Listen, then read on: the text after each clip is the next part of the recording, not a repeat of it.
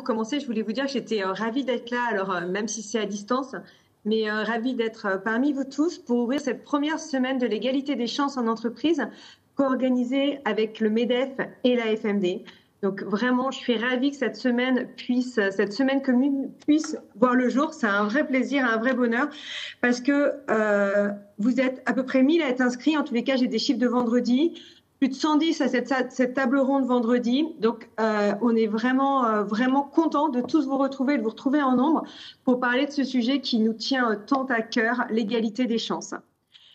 En plus, ouvrir cette semaine avec une table ronde autour de mesurer la discrimination, agir plutôt que subir. Il faut qu'on rentre tout de suite dans le cœur du sujet et c'est vraiment important pour nous de rentrer directement dans les sujets et de pouvoir y travailler. Et cette semaine commune MEDEF à FMD, ça a vraiment du sens parce qu'on veut tous ensemble mutualiser nos pratiques, on veut avancer, voir ce qui fonctionne moins bien, partager ensemble pour avancer plus vite encore sur tous ces sujets. C'est vraiment pour ça, et dans cette optique-là, d'être ensemble plus fort sur les thématiques de l'égalité des chances, on a voulu la co-organiser et à ce titre, c'est un vrai plaisir à nouveau de l'ouvrir. Vraiment intéressant que de travailler sur ce monde plus inclusif, sur tous nos sujets et donc de travailler sur cette mesure. Pourquoi c'est intéressant de commencer par la mesure ? Parce que cette mesure, elle permet un état des lieux. Ça permet de savoir où est-ce que nous en sommes pour pouvoir avancer, pour pouvoir aller plus loin, pour mesurer aussi si les actions qu'on met en place, elles sont efficaces ou si elles ne le sont pas, si on peut les améliorer. Ça permet aussi, quand on mesure, de déconstruire en fait les idées reçues. Sur quel outil on peut compter, sur un autre qui marche moins bien, sur un autre qui fonctionne très bien, et pouvoir se les partager et s'aimer et les mettre de plus en plus partout pour avancer et arriver à une parfaite égalité des chances. Et puis ce sujet de la mesure de la discrimination, c'est un sujet qui est d'actualité. Vous le savez tous, le gouvernement avait lancé une campagne de testing en janvier-février dernier. Ils en ont relancé une autre. Donc, à ce titre, c'est également très intéressant qu'on puisse en parler tous ensemble pour voir qu'est-ce qu'on peut mettre en place, nous aussi, entreprises, organisations, pour s'assurer qu'il n'y a aucune discrimination dans nos entreprises. Et donc, pour participer à cette table ronde, j'ai le plaisir d'avoir à nos côtés Fabrice Forini, qui est responsable d'études et de formation chez SM Corum. Je suis contente parce que j'inverse un peu la tendance. Je commence par présenter un homme et je vais suivre par deux femmes. J'ai également le plaisir d'accueillir Stéphanie Mombrom, qui est responsable diversité et inclusion chez Solvay. Et enfin, j'ai le plaisir d'accueillir Dorothée Prudhomme, qui est responsable des études au sein de l'AFMD, l'Association française des managers de diversité. Je vous propose qu'on commence tout de suite et je vais laisser la parole à Dorothée. Merci Anne-Laure. Bonjour à tous, donc je m'appelle Dorothée Prudhomme, je suis la responsable des études de l'AFMD. Avant qu'on débute cette table ronde, je voudrais vous préciser que vous pouvez bien sûr poser toutes les questions que vous souhaitez, mais pour ça il faut que vous utilisiez le chat. Et donc il y a une personne dans la salle, Kelly Bacho, qui va se faire un plaisir de recueillir vos questions pour ensuite nous les transmettre à l'issue de nos 3 interventions respectives. Donc voilà le thème aujourd'hui, mesurer la discrimination, agir plutôt que subir. Vous avez vu Anne-Laure, voici nos têtes à nous, et la mienne. Et donc je vais commencer par vous présenter l'Association française des managers de la diversité, donc qui co-organise cette semaine, très brièvement. L'AFMD, c'est une association qui a maintenant 13 ans, qui est une association qui est née de la volonté de managers de promouvoir l'égalité des chances, de lutter contre les discriminations dans le monde professionnel. Aujourd'hui, c'est une association qui réunit 140 organisations, des entreprises privées, des institutions, des écoles, des universités, des associations, qui ont tous en commun de vouloir partager des outils, partager des pratiques, des réflexions pour faire en sorte que le management devienne de plus en plus inclusif. La spécificité de l'AFMD, c'est que nous travaillons en permanence avec des chercheurs de façon à créer les conditions d'une politique la plus efficace possible en partant du réel, en partant de l'existant, en partant de l'état des lieux. Et ça tombe très bien puisque c'est vraiment en lien total avec le sujet d'aujourd'hui. Vous allez voir, donc, une des choses que nous faisons à l'AFMD également, c'est que nous produisons des livres et des outils. Et donc, je vais en particulier vous parler aujourd'hui d'un outil que nous avons co-créé ensemble avec FAS. Avant, je vous donne un petit aperçu de nos adhérents. Voilà. Et donc, moi, je vais prendre la parole en premier pour vous parler de l'autodiagnostic. L'autodiagnostic, c'est le premier pas vers la mesure.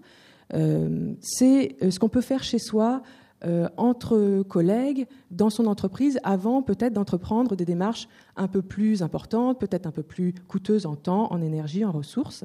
Et donc pour cela, je vais d'abord vous parler du travail que nous avons fait ensemble avec FAS, la Fondation Agir contre l'exclusion, dans les années 2015-2016.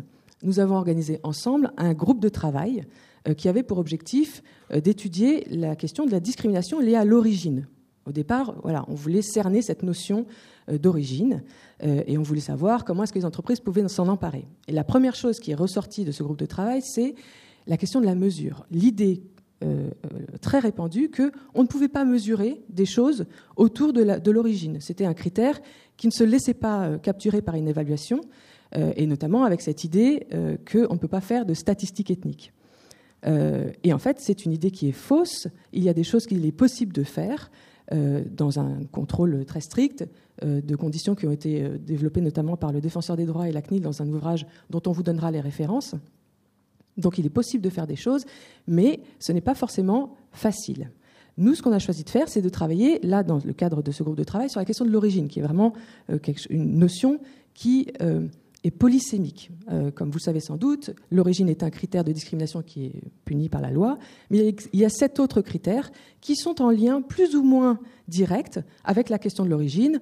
Par exemple, l'appartenance réelle ou présumée à un groupe racial, à une ethnie, par exemple, le lieu de résidence, par exemple, le nom de famille, la capacité à parler une autre langue que le français, etc. La polysémie du terme de cette notion d'origine crée parfois des confusions. Et lorsqu'on choisit de mesurer, par exemple, les enjeux qui sont en lien avec l'origine dans l'entreprise, il est absolument nécessaire de clarifier ce dont on parle. Ça, c'est vraiment le premier point, le point essentiel. Quand on dit origine, si jamais on veut mesurer des enjeux en lien avec l'origine dans le monde professionnel, de quoi parle-t-on vraiment ? Est-ce qu'on veut mesurer des personnes en fonction de leur lieu de résidence, en fonction de leur nom de famille, en fonction de leurs critères, de leurs caractéristiques sociales, etc. Donc ça, c'est le premier point d'attention. Ce qu'on a voulu faire avec FAS, c'est construire les prémices d'une réflexion interne. Donc on s'est demandé comment est-ce qu'on allait pouvoir construire un autodiagnostic.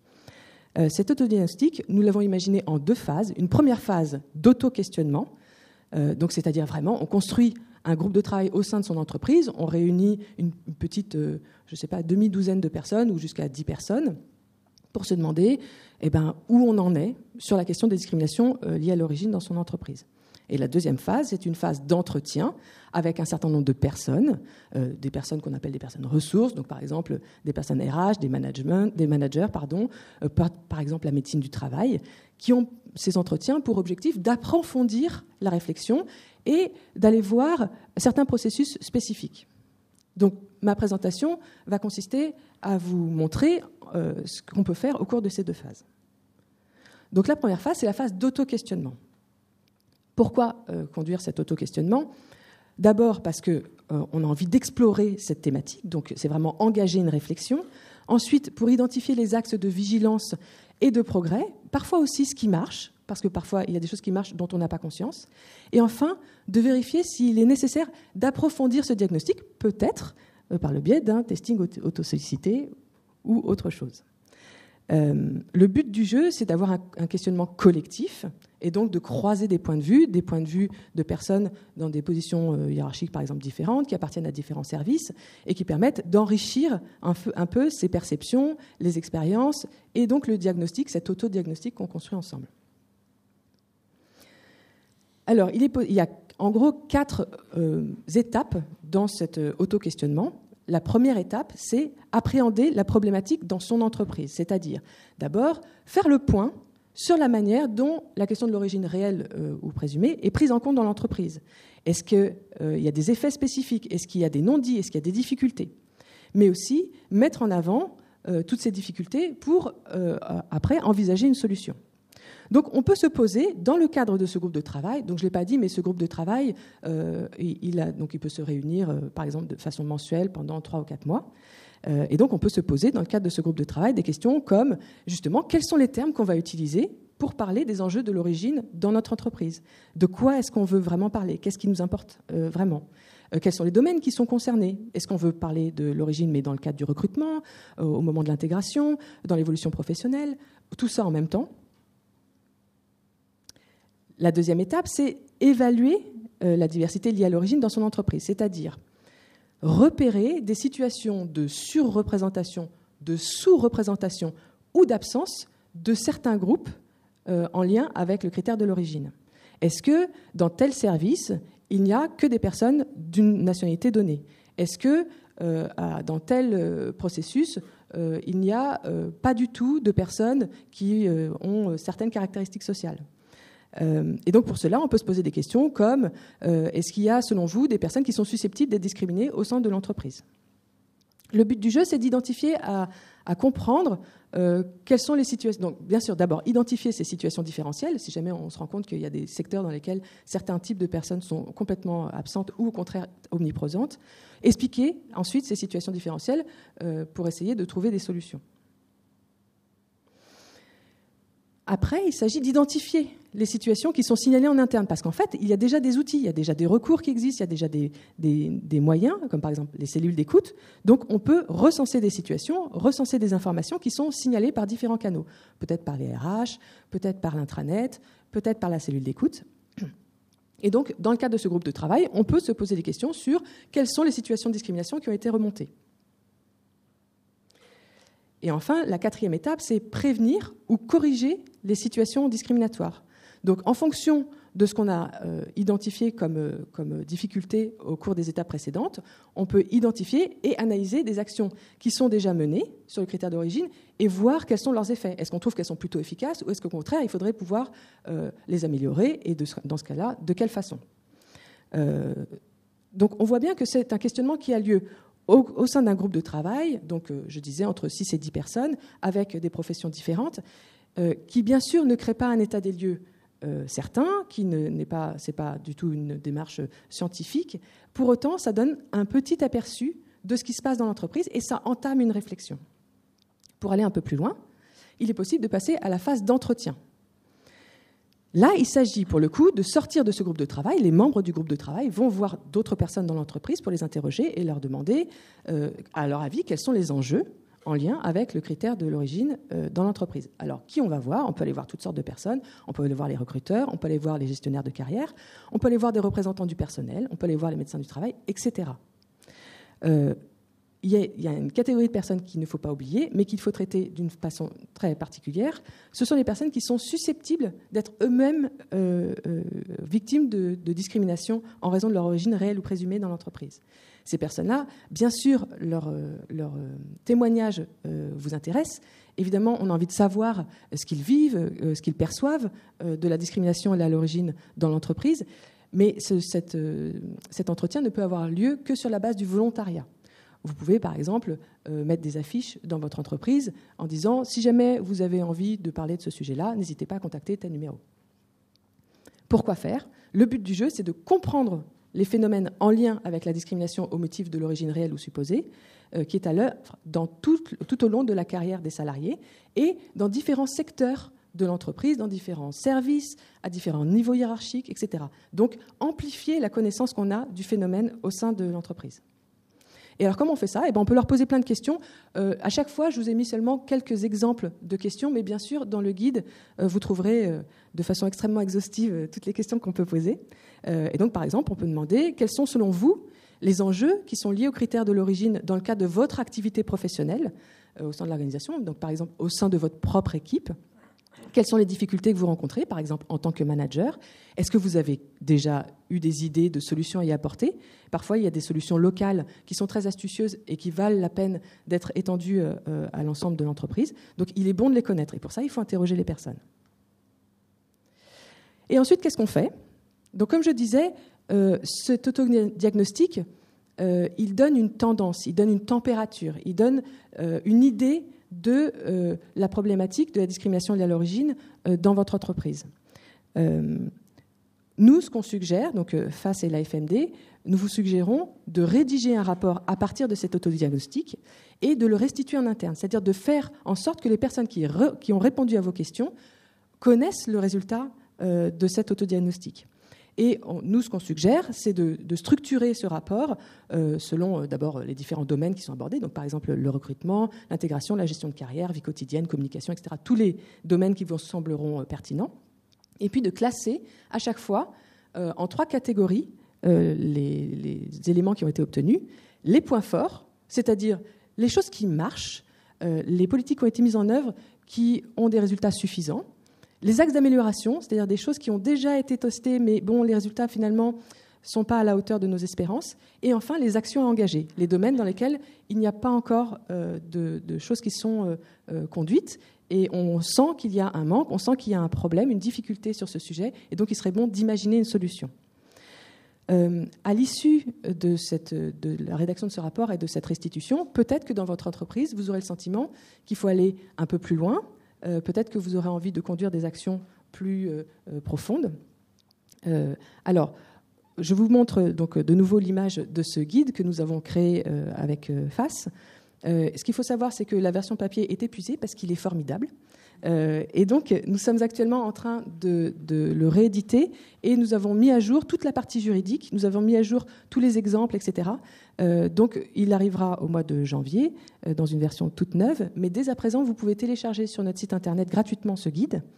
Et donc, vous aurez toutes les étapes, toutes les questions, les unes après les autres. Si jamais, une fois que vous avez conduit votre autodiagnostic, vous avez le sentiment qu'il vous faut aller un peu plus loin, peut-être que vous vous tournerez vers Fabrice, comme moi, et que vous lui demanderez ce qu'on peut faire en termes de testing auto-sollicité, peut-être sur ce critère ou peut-être sur un autre. Donc je passe la parole à Fabrice Foroni.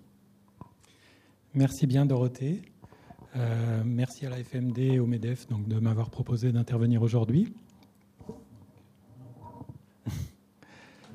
On peut passer encore, voilà. Donc je commencerai par préciser tout d'abord ce que l'on entend par mesurer les discriminations en entreprise. Donc, pour rappel, les discriminations sont des différences de traitement en raison de critères prohibés et qui peuvent s'observer dans les pratiques RH d'une entreprise.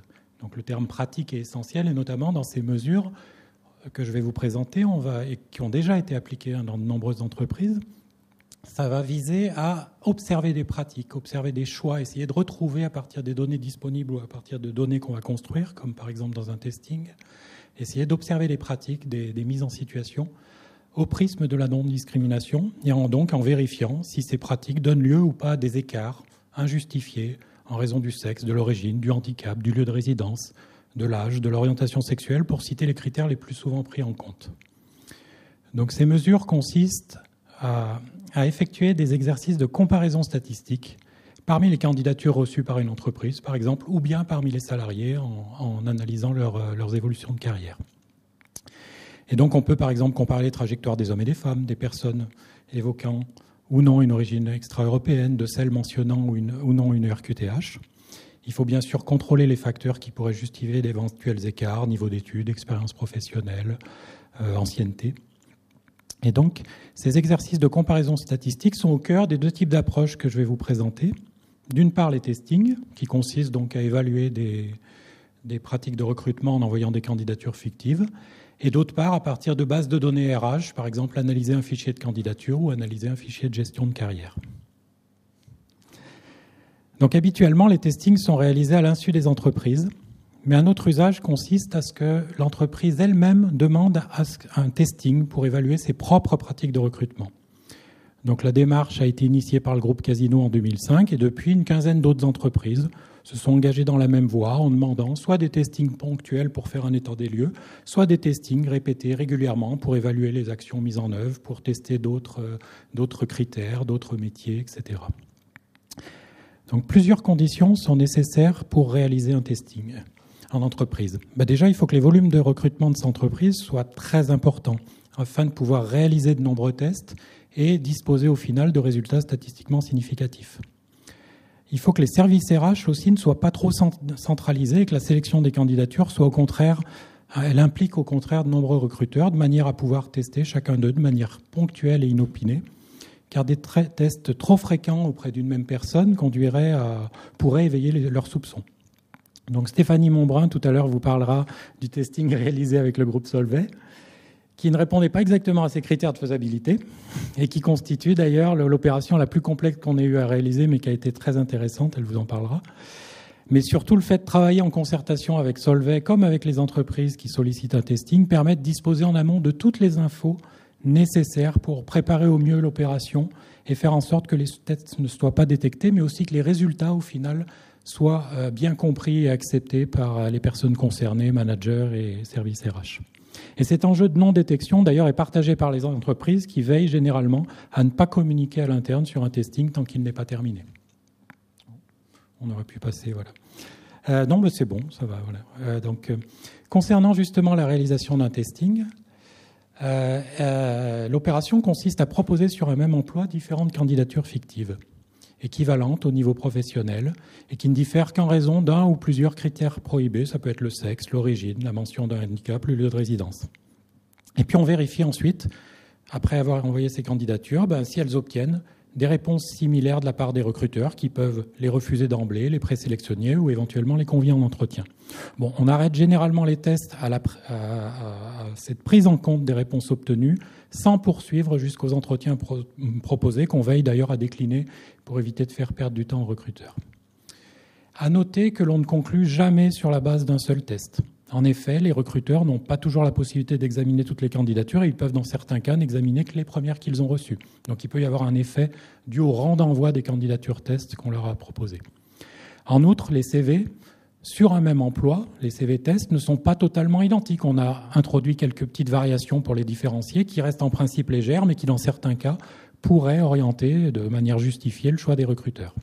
Donc pour contrôler ces risques de biais, on va réaliser de nombreux tests et c'est seulement en permutant les CV et les ordres d'envoi d'un test au suivant, et c'est seulement à la fin de l'opération, sur la base de l'ensemble des tests réalisés donc par des analyses statistiques, qu'on vérifiera si la réponse s'équilibre entre les différentes candidatures proposées ou si certaines d'entre elles ont tendance à être plus ou moins souvent contactées. Donc que les résultats soient bons ou mauvais, il faut souligner la puissance pédagogique d'un testing, qui permet non seulement de sensibiliser les recruteurs, mais aussi de mobiliser la direction de l'entreprise et les managers en leur proposant des indicateurs d'évaluation et de suivi de leurs pratiques RH. Mais ce type d'observation comporte aussi des limites. On peut revenir sur la diapo précédente. Il y a une animation qui apparaît plus, c'est pas grave. Donc, il y a des limites que j'ai évoquées précédemment. Donc, très rapidement, c'est les précautions prises pour disperser les tests et éviter qu'ils ne soient détectés. Dans certains cas, lorsque notamment on a quand même à tester des équipes réduites, on doit réaliser l'opération sur une longue période. Et par exemple, dans le cas du testing Solvay, ça a pris pratiquement 18 mois. Sinon, dans d'autres cas de figure, on peut réaliser un testing en 3 à 6 mois. En outre, on a vu qu'un testing ne porte généralement que sur les présélections sans pouvoir poursuivre jusqu'aux entretiens proposés et donc sans qu'un testing puisse mesurer les risques discriminatoires aux étapes suivantes du recrutement. D'où l'intérêt de l'autre approche que je vous présenterai tout à l'heure qui s'appuie sur l'utilisation de fichiers candidats. Mais là, auparavant, donc je vais vous présenter déjà un petit exemple rapidement pour illustrer un peu le type de résultat qu'on obtient par testing. Donc c'est une entreprise A qu'on a testée en 2017 en répondant à 300 offres d'emploi sur des postes en production et en commercial et en envoyant à chaque fois 4 candidatures sur chaque offre, ça veut dire 1200 candidatures. L'entreprise a souhaité qu'on teste le critère de l'origine, du handicap et puis aussi du lieu de résidence abordé sous l'angle de la résidence à plus de 100 km de l'emploi testé, donc de la distance géographique. C'était une question qui tenait à cœur à cette entreprise. Donc avant de voir si ces critères ont donné lieu à des différences de traitement, on peut déjà voir le bilan global des réponses obtenues pour les 1200 candidatures et on voit notamment qu'il y en a dans 48% des cas, il n'y a eu aucune réponse obtenue. Donc ça permet de mesurer la qualité des réponses et de voir dans le cas présent que cette qualité était un peu défaillante dans l'entreprise. Et aujourd'hui, d'ailleurs, la plupart des entreprises sont assez sensibles à ces taux de non-réponse, car lorsqu'ils sont élevés, ça peut affecter leur image employeur. Donc le testing peut apporter dans certains cas un indicateur intéressant, en particulier lorsque l'entreprise concernée ne dispose pas d'une traçabilité sur les réponses qui sont faites aux candidatures. Mais l'intérêt d'un testing est surtout de voir si les différentes candidatures proposées ont été contactées à l'identique. Donc, par exemple, dans le cas présent, la partie gauche du tableau montre les tests. Il y a eu 200 offres testées en production.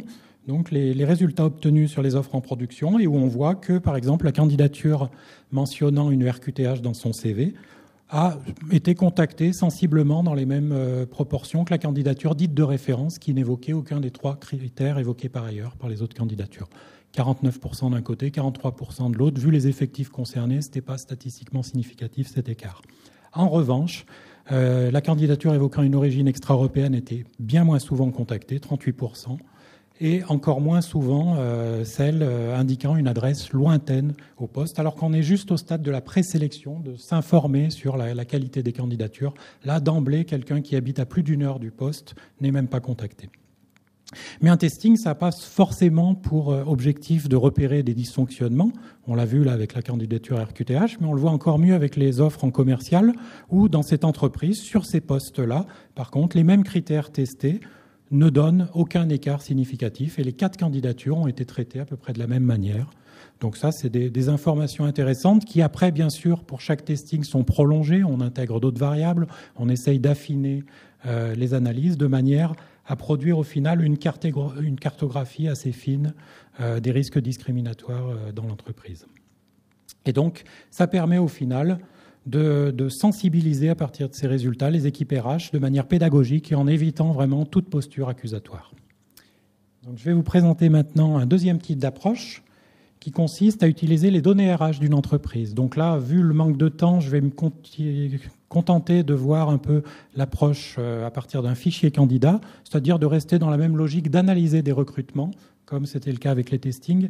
Et l'analyse de fichiers de gestion de carrière, d'ailleurs, c'est un peu les mêmes processus, c'est un peu les mêmes démarches. Donc la première démarche, c'est déjà de vérifier la qualité des informations disponibles et si elles sont suffisantes pour analyser, par exemple, des candidatures. Donc, ça sera notamment le profil des candidats, est-ce qu'il y a le niveau d'études, éventuellement leur degré d'expérience, et puis surtout s'il y a une traçabilité suffisante des choix effectués à chaque étape de la sélection. Et puis l'autre aspect, donc si on s'engage dans une analyse de ces fichiers, ben là on n'est plus comme dans le cas des testings avec des candidatures fictives, on est avec des individus réels, et donc il y a bien évidemment des contraintes légales, un cadre légal à prendre en compte. Donc c'était la CNIL, maintenant c'est le RGPD aussi, et il faut en tenir compte, et notamment dans le cas fréquent où on aimerait intégrer le critère de l'origine. Donc nous, la méthodologie que nous utilisons pour approcher ce critère de l'origine s'appuie sur la consonance des prénoms. Bon, je n'ai pas le temps de la détailler ici, ça mériterait une présentation en soi, mais je pourrais répondre à vos questions tout à l'heure. J'ai d'ailleurs prévu un tableau en annexe qui illustre l'intérêt mais aussi les limites de ce type d'approche, et on pourra éventuellement le voir tout à l'heure. Voilà.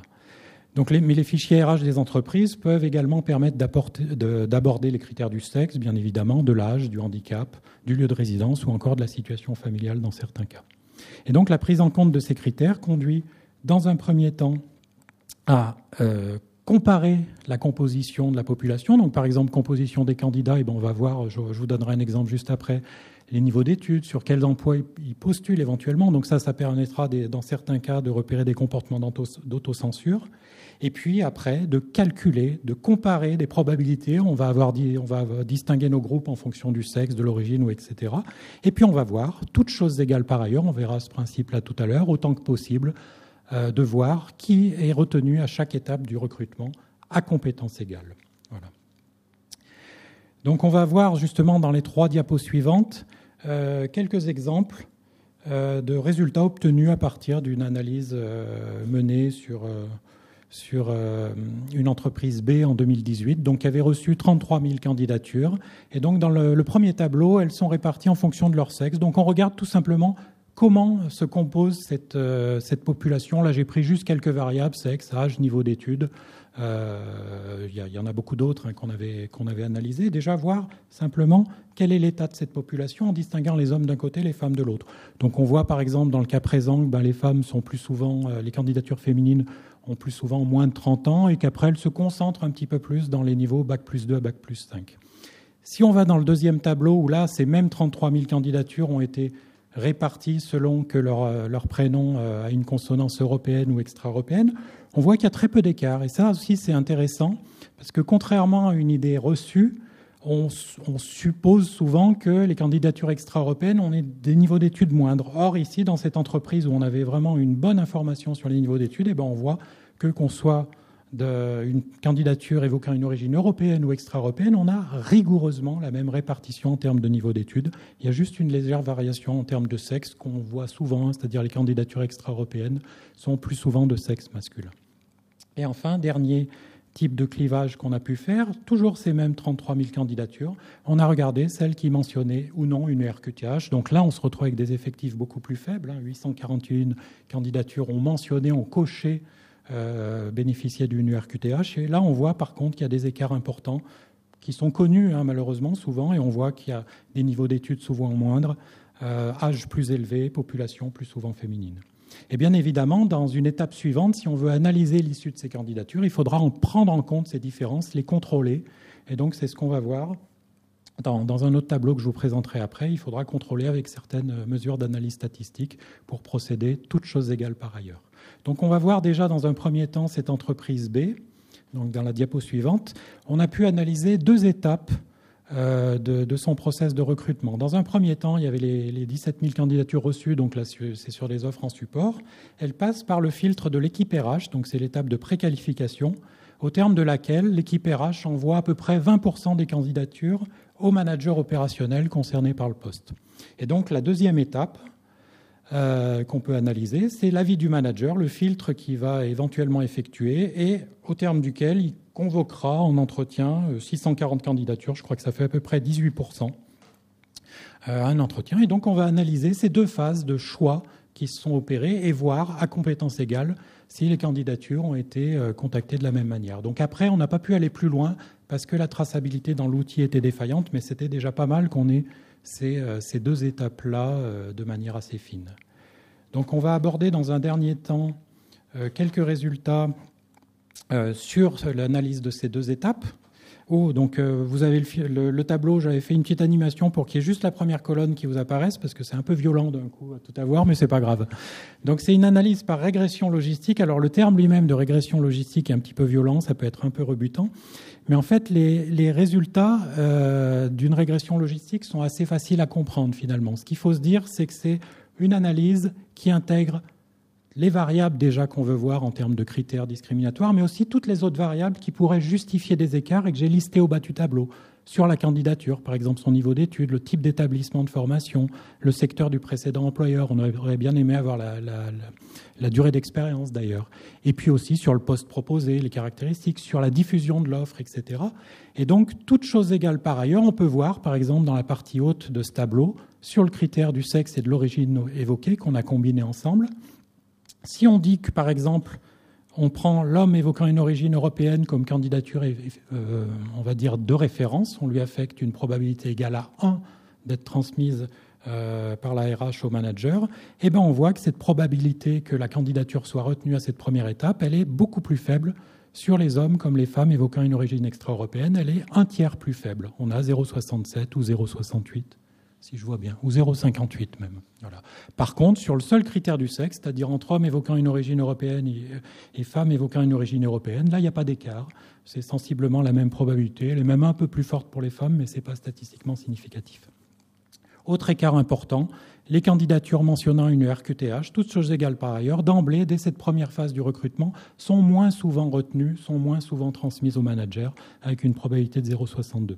On voit aussi un écart important qui pénalise les candidatures éloignées ou encore les candidatures plus jeunes. Par rapport aux candidatures de 25-29 ans, elles ont carrément une probabilité 2 fois moindre, 0,48, d'être retenues. Et à l'inverse, celles de 30-39 ans, les équipes RH les transmettent plus souvent que les candidatures de 25-29 ans. Il y a un a priori, on dirait, un peu plus positif pour les 30-39 ans. Si on voit maintenant l'étape suivante, c'est le filtre et les choix qui vont être effectués par le manager. On voit que c'est très différent, notamment pour le critère du sexe et plus encore pour le handicap. On a une sorte d'inversion des coefficients. Et ça, c'est un phénomène qui s'explique assez facilement et qui est très fréquent, c'est-à-dire les filtres discriminatoires, on peut même parler de discriminatoires en première étape, sont tellement importants que les quelques personnes d'origine extra-européenne ou qui ont une RQTH qui arrivent à franchir ce filtre, c'est celles qui avaient vraiment un CV qu'on ne pouvait pas refuser, qui étaient presque, je dirais, des CV entre guillemets exceptionnels. Et donc, fort logiquement, à la deuxième étape, c'est des gens que le manager va avoir tendance à contacter. En revanche, sur les autres critères, le lieu de résidence, on voit que là aussi, il y a des réticences à contacter une candidature lointaine. Et il y a des réticences qui apparaissent, là, du point de vue du manager, sur l'âge. Et plus les candidatures sont âgées, moins on a tendance à les contacter. Voilà, donc là, ça donne un petit état des lieux déjà global pour une entreprise. Et puis, ça lui permet d'agir, ça lui permet de sensibiliser ses équipes concernées, que ce soit les équipes RH ou les managers. Là encore, en évitant toute posture accusatoire et vraiment en travaillant ensemble avec l'entreprise pour voir un peu ce qui ne va pas et essayer de corriger des représentations qui souvent sont inconscientes et qui peuvent produire ces écarts. Donc très rapidement, je vous présenterai la dernière diapo parce que je ne veux pas dépasser le temps. C'est vous indiquer quelques axes d'analyse sur les carrières. Je ne vous ai pas donné d'exercice statistique, d'exemples statistiques parce que ça aurait été trop précis, ça aurait été trop long, mais simplement vous dire que c'est un peu les mêmes types d'analyses que pour les fichiers candidats qu'on peut faire, c'est-à-dire un premier type d'approche, c'est de voir la répartition des salariés dans l'entreprise à une ou plusieurs dates. Dorothée en parlait déjà tout à l'heure, c'est de voir à partir d'un fichier de carrière, d'un fichier de salariés, comment les salariés se répartissent entre les différents niveaux de qualification, les différents secteurs, les différents métiers, plus ou moins valorisés dans l'entreprise et repérer éventuellement des répartitions qui peuvent être plus ou moins sexuées, plus ou moins ethnicisées et identifier du coup d'éventuels plafonds ou parois de verre. La deuxième approche qu'on peut voir, c'est des évolutions de carrière. Et là, on est dans le même type d'analyse statistique que ce que je vous montrais juste précédemment, c'est-à-dire analyser en premier lieu la probabilité de rester dans l'entreprise, parce que le premier verrou pour faire carrière, c'est déjà des fois de repartir très vite, c'est l'obtention d'un CDI. Donc c'est des gens des fois aussi qui repartent parce qu'ils n'ont pas de perspective de carrière. C'est donc de tenir compte dans ces analyses non seulement des gens qui sont présents à un moment donné, mais aussi quand on analyse les fichiers carrière, on demande aux entreprises de nous dire est-ce que vous avez le moyen avec vos fichiers de ressortir les gens qui à un moment donné sont rentrés dans l'entreprise et qui depuis sont partis. Probabilité de bénéficier d'une promotion, bien sûr, toutes choses égales par ailleurs, en contrôlant le niveau d'études, l'ancienneté, etc. Probabilité d'accéder à des formations professionnelles, parce que souvent on s'est rendu compte que le premier verrou, il est là. C'est que pour accéder à une promotion, à un niveau de qualification plus élevé, il faut déjà suivre souvent les formations internes et qu'il y a déjà des verrous qu'on peut observer à ce niveau-là.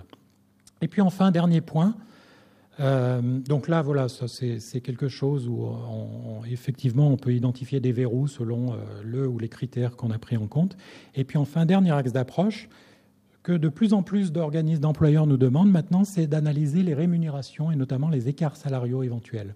Donc ça peut être encore des analyses par probabilité de bénéficier d'une augmentation de prime, ou alors des autres analyses statistiques un peu plus élaborées. Donc là, par exemple, il y a la méthode de Nopo qui permet de distinguer quand on a des écarts, qu'est-ce qui relève de ce qui peut s'expliquer par les positions différentes occupées, par les interruptions de carrière, par le temps partiel, notamment pour les femmes, et puis qu'est-ce qui reste entre guillemets inexpliqué, mais qu'il faut expliquer et qui là est plus souvent imputable aux caractéristiques propres des salariés qu'on a analysés, tels que le sexe, l'origine évoquée, le handicap.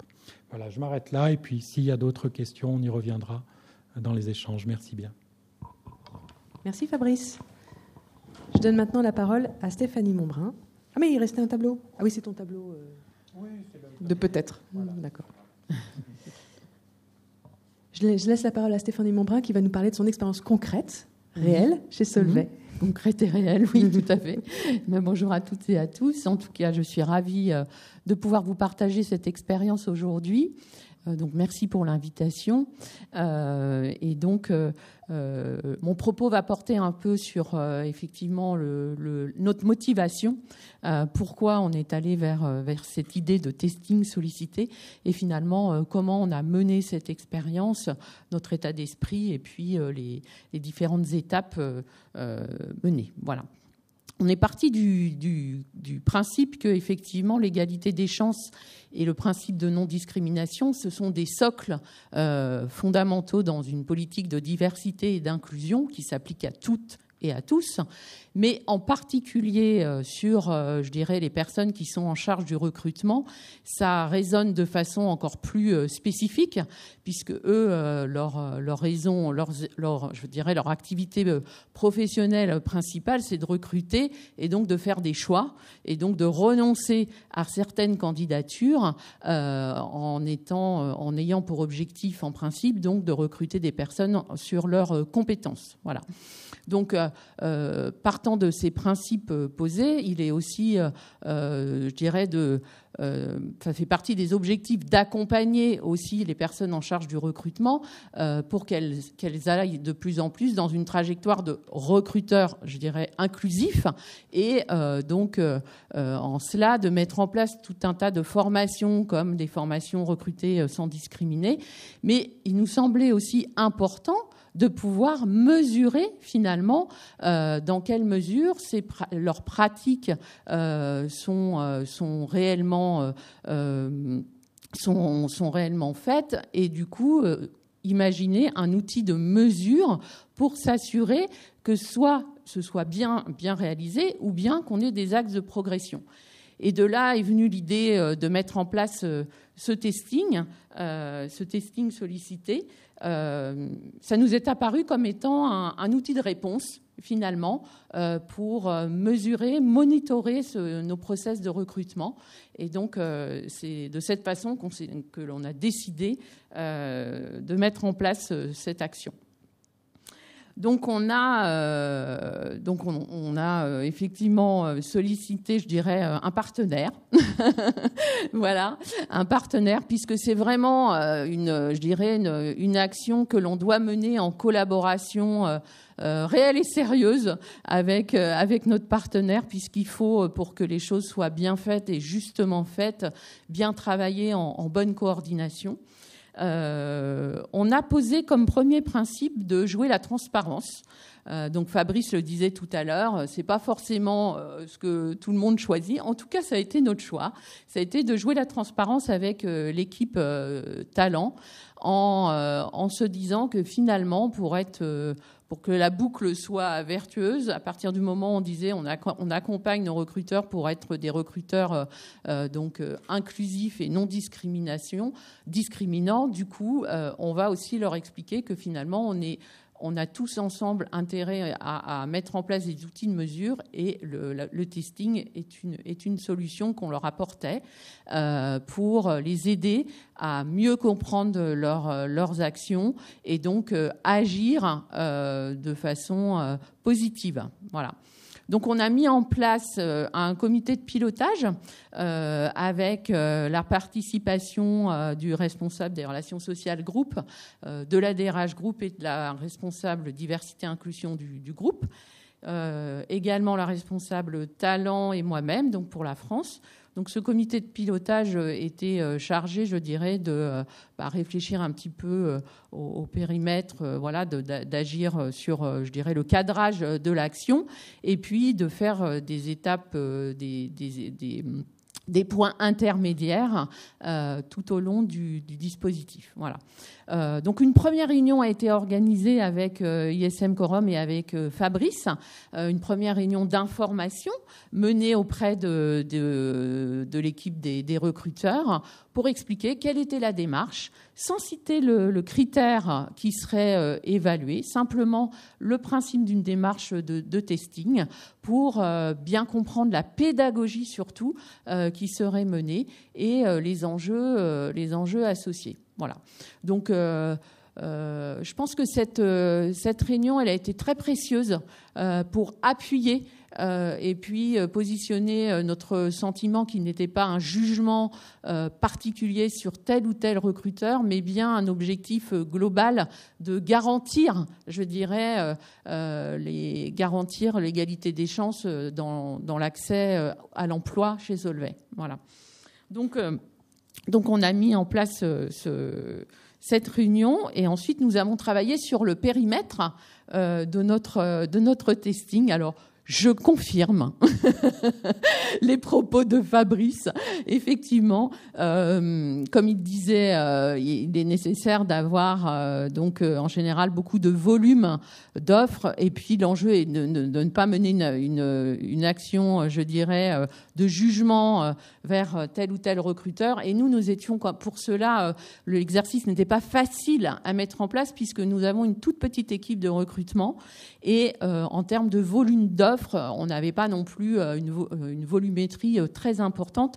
Donc du coup, on a été tout de suite prévenu que notre testing durerait certainement longtemps, et c'est ce qui s'est passé. Il a duré 18 mois pour qu'il se fasse dans les meilleures conditions afin de garantir que, effectivement, de pouvoir, je dirais, disperser les tests à travers les différents sites et du coup ne pas être tout le temps focusé sur le même recruteur. Donc nous avons fait le choix de tester le critère de l'origine, voilà. Et nous avons décidé donc de mettre en place une centaine de tests qui se sont répartis à 70% sur des postes de CDI ou CDD et 30% sur des postes d'alternance ou de stage. Alors pour construire ce périmètre, en fait, on s'est tout simplement appuyé sur notre plan de recrutement de l'année précédente. Donc on a fait toute une phase d'analyse pour se dire voilà quel va être, je dirais, comment on va pouvoir projeter pendant cet exercice de testing comment on va dimensionner notre programme de testing. Donc c'est en partant de l'analyse du plan de recrutement de l'année précédente que l'on a imaginé c'est cette répartition, et on l'a testé sur l'ensemble des postes. Alors on est une entreprise industrielle, donc on a testé aussi bien sur l'industriel, sur la logistique, sur les fonctions support. Il n'y a pas eu de spécificité sur un poste en particulier. Voilà. Nous sommes une entreprise assez complexe, c'est vrai. Et donc, ça a nécessité aussi la construction d'un certain nombre d'outils, et notamment de CV, qui se sont faits avec l'appui d'experts extérieurs, et qui sont aussi importants. Parce que pour qu'effectivement l'opération de testing ne soit pas révélée, découverte par l'équipe, il était important qu'il y ait un certain nombre de CV qui soient crédibles et qui reflètent la complexité aussi des compétences que l'on recherche dans le domaine de la chimie. Voilà. Donc ça, c'est aussi, ça fait partie aussi de, je dirais, toute la préparation que l'on a eu à mener ensemble. Voilà.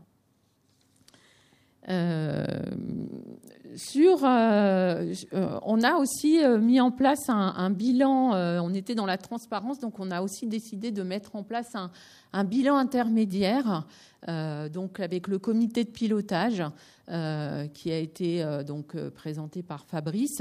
Et l'idée de ce bilan intermédiaire, ce n'était pas de divulguer les résultats, puisqu'on n'était pas en termes de date arrivé aux 18 mois, mais c'était de faire un premier point d'étape, je dirais, sur comment les choses se déroulaient de façon assez transparente. Donc ça a été vraiment partagé avec le comité de pilotage.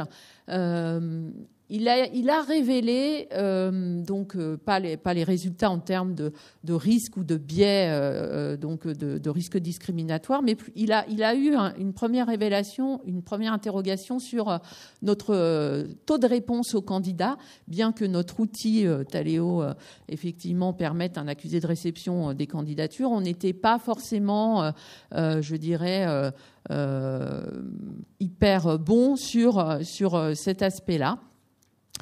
Et c'est tout l'intérêt, je dirais aussi, de mener un exercice comme celui-ci, c'est d'avoir une capacité objective de pointer finalement dans notre process, finalement, qu'est-ce qui ne va pas, qu'est-ce qui peut poser question. Et on a décidé, donc, après cette réunion avec le comité de pilotage, on s'est dit, bien, on a pris le parti de la transparence, on a informé nos équipes. On va peut-être on a pris la décision d'informer notre équipe l'équipe talent, en disant voilà, on a fait un premier bilan, on ne vous dévoile pas les résultats, mais on vous alerte quand même. Il y a sur le fait que tous nos candidats n'ont pas forcément une réponse sur l'avancée du process de recrutement, et pour nous c'est important qu'il l'ait. Et du coup, ce message, d'ailleurs, a porté ses fruits, peut-être pas encore assez, mais en tout cas, il a eu pour vertu de porter ses fruits, puisqu'on s'est aperçu qu'effectivement, il y avait eu, dans les semaines qui ont suivi, une réaction plutôt positive. Voilà. En termes d'accès à l'outil, ce qu'on a, on a pu aussi, je dirais, obtenir un certain nombre de résultats, je dirais, aboutis, parce qu'on a fait aussi le choix de donner accès à notre outil de recrutement. Donc à ISM Quorum, ce qui a permis, je pense, de produire un certain nombre d'analyses assez fines sur le traitement de la candidature à toutes les étapes, et du coup de produire des résultats, je dirais, assez significatifs. Voilà. Donc, en termes de résultats, ce qu'expliquait tout à l'heure Fabrice, c'est qu'effectivement, pour qu'un test soit significatif, il faut qu'effectivement les candidatures puissent avoir été traitées jusqu'au bout. Et donc, par exemple, des candidatures qui n'ont pas eu un test, qui n'aura pas eu de réponse ou ne sera pas considéré comme significatif. Voilà. Donc, sur les 100 tests qui ont été effectués, nous avons pu avoir donc 50% de tests dits significatifs, donc qui ont pu permettre de tirer un certain nombre d'enseignements. Donc, pour nous, ça a été donc effectivement s'assurer qu'on avait véritablement une égalité de traitement et donc pas de risque discriminatoire sur le critère d'origine, en tout cas sur ce qui était CDI, mais aussi sur tous les métiers testés sur ces types de contrats. Ça nous a permis aussi, même si ce n'était pas une demande au départ, mais de s'assurer qu'on avait aussi une égalité de traitement en termes de sexe. Et ce qui n'est pas forcément, ce qui est un enjeu assez important aussi dans une entreprise industrielle, puisqu'on sait que le taux de mixité dans une entreprise industrielle, c'est un vrai challenge. Et du coup, le fait d'avoir cette information aussi a été assez intéressante. Donc, ça nous a permis d'avoir ces informations, et je pense que ça a été aussi riche d'enseignements pour l'équipe recrutement, qui a été informée bien sûr en premier de ces résultats. Et on a aussi eu, je dirais, des alertes qui sont remontées, notamment sur des contrats plus de stage ou bien d'alternance. Et ce qui a été intéressant, c'est qu'on a pu comprendre, grâce à l'accès à Taleo qui a été donné donc à ISM Quorum, que finalement, les biais qui pouvaient exister n'étaient pas forcément situés au niveau de l'équipe de recruteurs, mais plutôt sur des étapes suivantes, puisque dans notre process, on s'aperçoit qu'il y a pour certains types de contrats, on va avoir peu d'acteurs qui vont rentrer en compte, typiquement sur les CDI. En revanche, sur les contrats d'alternance ou de stagiaires, le process va faire entrer des managers et du coup disperser le process de recrutement et d'entretien. Et c'est là qu'effectivement, on peut s'apercevoir qu'il peut y avoir des risques discriminatoires sur le critère de l'origine. Et tout ça a été, je dirais, révélé grâce à la transparence donnée sur notre outil.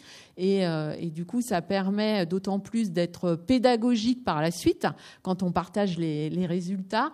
Et c'est d'ailleurs ce qu'on a souhaité faire en partageant le résultat du testing mené avec l'ensemble des responsables de sites. Donc, on a une quinzaine de sites en France. Et donc, on a fait le choix de partager devant l'ensemble des équipes de direction de ces sites et puis des responsables RH les résultats du testing en disant voilà l'esprit, voilà les résultats et voilà là où on veut demander d'être vigilant parce qu'on ne peut pas garantir l'égalité des chances à tous si on ne s'assure pas que toutes les personnes qui vont entrer dans le process de recrutement sont sensibilisées aux risques discriminatoires.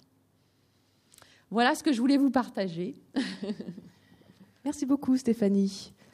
Est-ce que c'est le moment de prendre des questions ? Oui, on a une question à laquelle Stéphanie a en partie répondu, mais peut-être que Fabrice pourrait compléter avec d'autres exemples. Une question de Florence Maurice qui demande s'il est possible d'avoir des exemples d'actions menées par les entreprises sur le critère d'origine. Mais des actions, dans quel sens en fait Alors, c'est la seule information que j'ai. Si Florence peut compléter sur le chat, je pense que c'est avoir des exemples d'autres testings qui ont été faits dans d'autres entreprises, mais vraiment sur le critère précis de l'origine. Là, le testing sur l'origine, oui, on en a beaucoup. Donc, c'est souvent le critère le plus souvent demandé. Et alors, je ne sais pas si je vais répondre à la question, mais il y a certaines entreprises qui jouent sur ce critère de l'origine en testant plusieurs origines, que ce soit maghrébine, noire africaine, antillaise, éventuellement asiatique ou autre. Donc il y a ces actions-là qui sont menées pour affiner les analyses sur le critère. Après, si c'est des actions correctives a posteriori ou autres, ça je ne sais pas. Enfin, si c'est la oui, peut-être que vous auriez des exemples sur une fois que c'est fait, quelles sont les actions qui sont mises en place. Nous, on accompagne souvent les entreprises pour faire le diagnostic et constater l'état des lieux. Et on leur donne un résultat.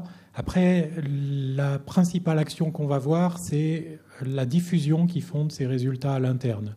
Et ça, déjà, pour nous, c'est une première action qui est essentielle, c'est de diffuser, partager ces résultats sans posture accusatoire, sans culpabiliser. Et ça, déjà, c'est un premier état de prise de conscience. Après, les actions, elles peuvent être multiples. Et je pense que la FMD pourra en diffuser ou en expliquer pas mal. Mais nous, on n'a pas forcément connaissance après de tout ce que l'entreprise fait après que nous, on ait livré le diagnostic. Donc, je ne serais pas le mieux placé pour en parler. Merci. On a sélectionné encore 2-3 questions sur toutes celles qu'on a reçues. Une question d'Alice Hamelin qui demande si les testings s'effectuent sur tous les postes ouverts et ainsi sur tous les niveaux hiérarchiques. Alors ça, c'est vraiment au choix de l'entreprise et en même temps, pas à notre choix, mais les conseils qu'on va donner pour que l'opération soit pertinente. Tout à l'heure, Stéphanie disait qu'on avait effectivement sur Solvay, l'opération a été très longue et comme elle indiquait, ça a été un petit volume de tests finalement à réaliser, 100 tests sur 18 mois, dont la moitié exploitable, c'est très peu, mais malgré tout, la manière dont ça a été mené par Solvay fait que ça a été intéressant. Après, selon l'entreprise, c'est elle qui voit, et c'est nous aussi qui voyons en termes de faisabilité, mais souvent le mieux, c'est de prendre les postes les plus emblématiques, les plus représentatifs de l'entreprise, et ceux qui donnent lieu, bien évidemment, au volume le plus important. Parce que, Stéphanie l'a dit aussi, rédiger des CV, c'est un investissement qui peut être très lourd. Donc nous, on mobilise des personnes. Dans le cas de Solvay, on avait mobilisé des gens qui connaissent bien le secteur de la chimie.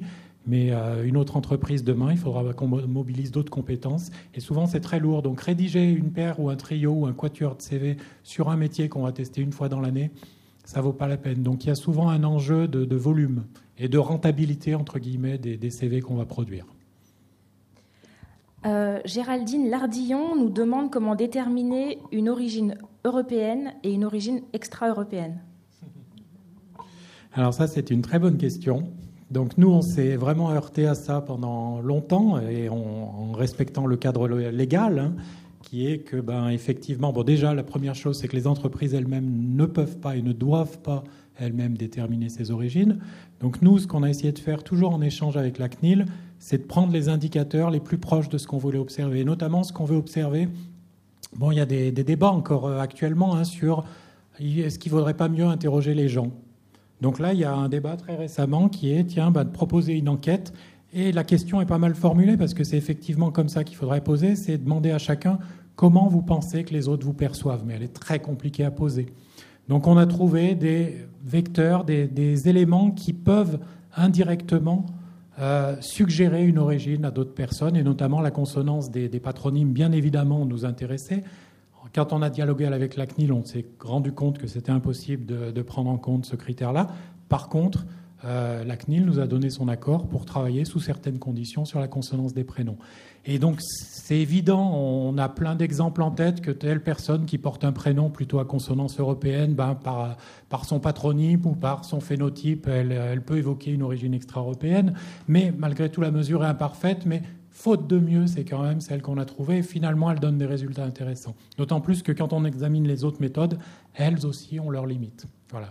Donc concrètement, sur les prénoms, comment déterminer l'origine d'un prénom ? C'est un peu la diapositive que vous aurez n'importe comment dans le PowerPoint qui vous sera livré. Oui, on peut essayer. On part sur des bases de patronymes, des fichiers de plusieurs milliers de patronymes, notamment un qui avait été constitué par une équipe du CNRS il y a quelques années et qui qualifie un patronyme et une ou plusieurs origines, d'ailleurs en fonction de son occurrence statistique dans telle ou telle région. Voilà, donc là j'ai donné par exemple sur cette diapositive, je ne sais pas si on la verra, s'il y a le panorama complet, mais des exemples complètement tirés au hasard de patronymes qui peuvent évoquer une origine européenne ou extra-européenne. Ce n'est pas nous qui l'avons dit, c'est simplement l'occurrence statistique, l'utilisation et l'attribution de ces patronymes dans les régions auxquelles ces patronymes, ces prénoms ont été associés. Voilà. Et on voit que, même tiré au hasard, j'ai vraiment fait aucun choix sélection, on voit que très rapidement, il y a des signaux quand même qui peuvent être évoqués par ces prénoms, des signaux en termes d'origine, et qui permettent de faire des études sur le critère de l'origine. On l'approche, ce critère-là, ce n'est pas une approche complète et parfaite, mais déjà, elle est assez intéressante et souvent, elle produit des résultats assez évocateurs dans les entreprises.